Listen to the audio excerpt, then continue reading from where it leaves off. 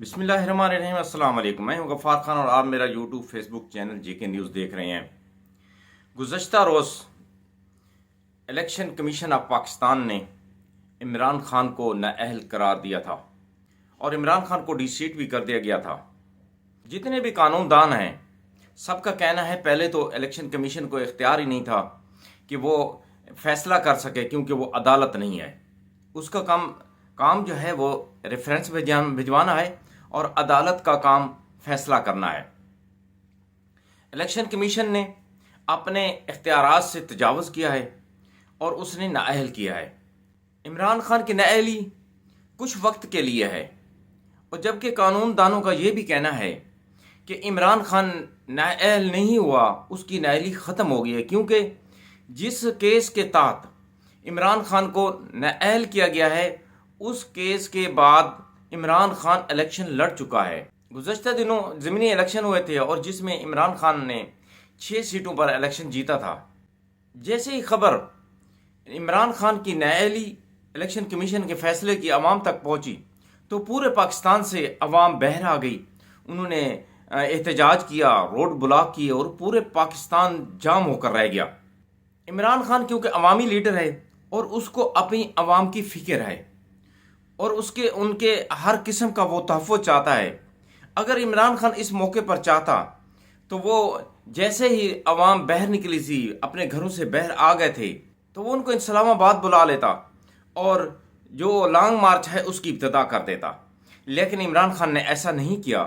عمران خان نے بلکہ رات گئے اپنی تقریر کی، اور تقریر میں عمران خان نے اپنی عوام کو کہا کہ آپ اب گھروں کو چلے جائیں۔ میری جو کوشش ہے وہ قانون کے مطابق ہے اور آج تک میں نے قانون کا احترام کیا ہے اور آئندہ بھی ہم احترام کریں گے۔ میں آپ کو جلد کال دوں گا، آپ تیار رہنا۔ یہ ایک عوامی لیڈر ہے۔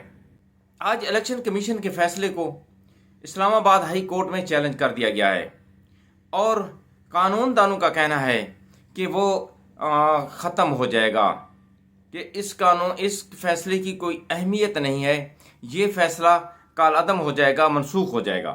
میں آپ کو ممتاز قانون دان اظہر صدیق کی گفتگو سناتا ہوں، اور انہوں نے بتلایا ہے کہ عمران خان نااہل نہیں ہوا، یہ جو فیصلہ ہے یہ غیر قانونی ہے۔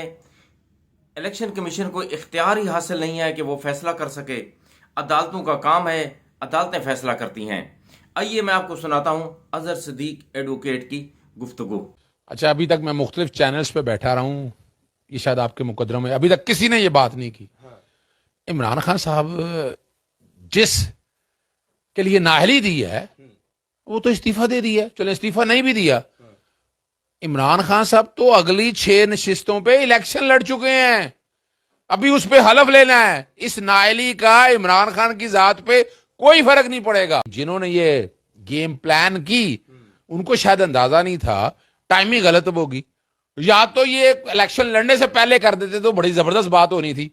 اب جس سیٹ پہ نااہل کی نا، وہ سیٹ وہ جس پہ حلف لیا ہوا ہے، جس پہ استعفیٰ دے دیا ہوا ہے، وہاں استعفیٰ چلے کنٹروورسیز میں آپ لے جائیں، جو مرضی کر لیں آپ۔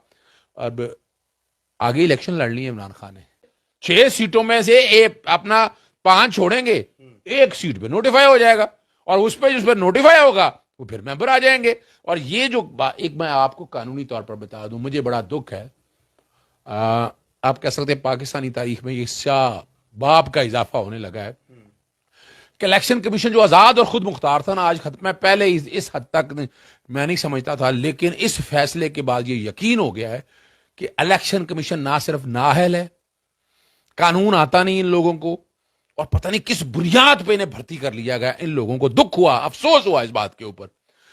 ایک بچے کو پوچھے نا، الیکشن کمیشن نااہل کرنے کا اختیار نہیں رکھتا۔ اس کی بنیادی وجہ ہے کہ الیکشن کمیشن ایک کورٹ نہیں ہے، نمبر 1۔ نمبر 2، یاد رکھیے گا یہ بات ہمیشہ کے لیے کہ یہ کاغذات نامزدگی کا کیس نہیں ہے۔ کاغذات نامزدگی میں کوئی ڈسپیرٹی ہو، جس میں عمران خان ہوئے، جس میں جہانگیر ترین ہوئے، وہ یہ تھا کہ آپ نے وہ الیکشن کا پروسیس ہے، یہ تو الیکشن کے بعد چلا گیا، اس میں الیکشن کمیشن کہاں سے آ گیا؟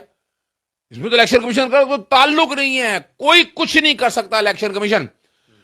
یعنی وہاں ہے, وہاں ریٹرننگ افسر کے پاس کاغذات نامزدگی جاتے ہیں, وہ دیکھتا ہے, وہ بات کرتا ہے.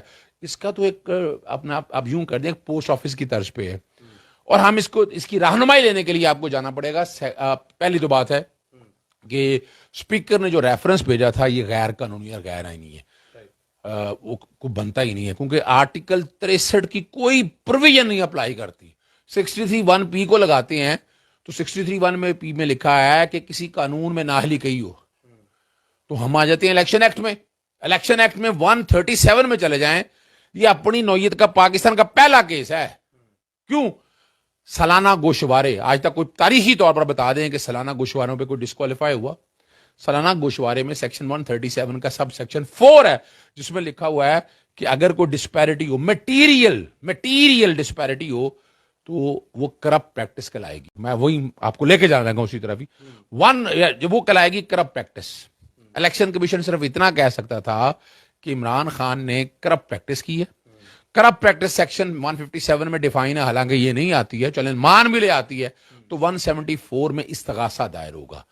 یعنی جیسے ایف آئی آر درج ہوتی ہے نا, اسی طرح استغاثہ جائے گا. وہ ٹرائل کورٹ جب وہ استغاثہ شروع ہوگا اس میں سمن کرے گی, اس میں گرفتاری کا کوئی پروسیس چلتا ہے. وہ ٹرائل کورٹ میں جب سزا ہوگی, اور وہ سزا 3 سال تک دی ہے, اگر فرض کریں وہ عدالت کہتی ہے 1 سال کی سزا, تو 63(1)(h) ہے جہاں نااہلی لکھی ہے, جہاں 2 سال مورل ٹرپیچیوڈ وغیرہ پہ جب آپ سزا ہو جائے کم از کم 2 سال, تو پھر آپ نااہل ہوتے ہیں, ورنہ آپ نااہل نہیں ہوتے ہیں.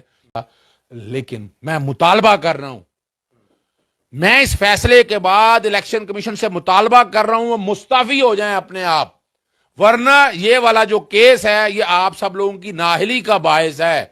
سپریم جوڈیشل کونسل میں یہ معاملہ اب تک الیکشن کمیشن نے ایک نہیں بہت جگہ اختیارات سے تجاوز کیا. انہوں نے مثال کے طور پر اپنے آپ کو عدالت سمجھتے ہوئے ڈسکوالیفیکیشن فیصل واڈا وغیرہ کی. ابھی تو ایک اور چیز میں آپ کے سامنے بتا دوں اس موقع کے اوپر, دیکھیں ٹائمنگ بڑی زبردست ہے.